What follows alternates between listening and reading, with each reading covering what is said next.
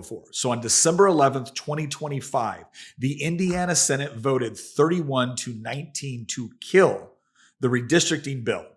In order to get to that number, 21 Republicans crossed the aisle and joined 10 Senate Democrats, which is all the Senate Democrats in the state house in Indiana, to hand Trump one of his biggest and first significant political defeats of his second term.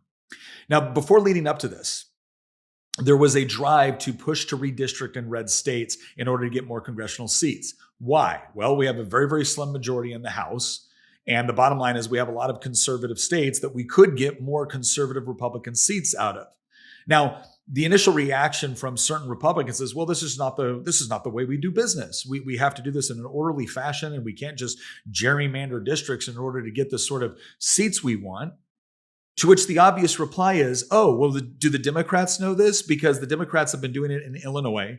They've been doing it in California. They've been doing it in all of New England for decades now, right? And that's not to say that Republicans haven't gerrymandered as well in certain places, but not to the degree or the extent that the Democrats have. And the Democrats are constantly upping their game with this, not to mention the fact that when Republicans control the federal government, we're not rapidly expanding federal authority to all aspects of our lives or constantly trying to infringe on Second Amendment rights or First Amendment rights or Ninth and 10th Amendment rights.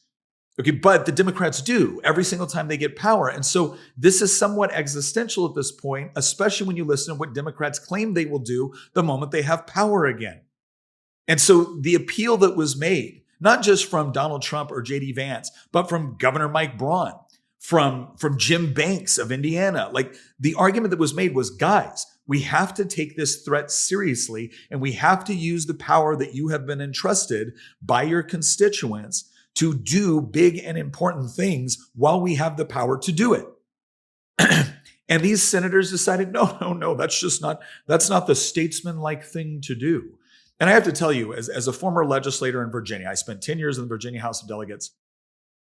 Right before I got into office, I saw this happen in Virginia, where Democrats had tried to gerrymander certain districts in order to save seats in the Senate.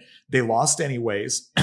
And when the Republicans took control of the Senate, they tried to rewrite some of the lines in order to get rid of the Democrat gerrymander. And the Republican Speaker of the House at the time said, this is not the way we do things. This is inappropriate. It's going to set a bad precedent. And so they killed it in the House.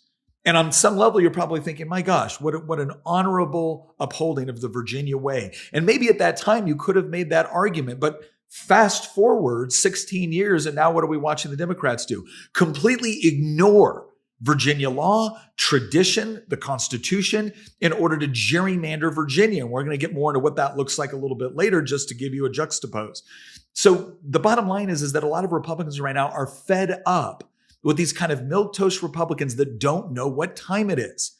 And yet, none of that lobbying by either their fellow Hoosiers or the president or J.D. Vance could convince them. In fact, the Senate President pro tempore Roderick Bey, who had actually served alongside Jim Banks, was widely credited with organizing the opposition. And his line was, you have to know Hoosiers. We can't be bullied.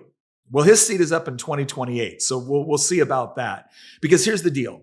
It's so nice that you can't be bullied.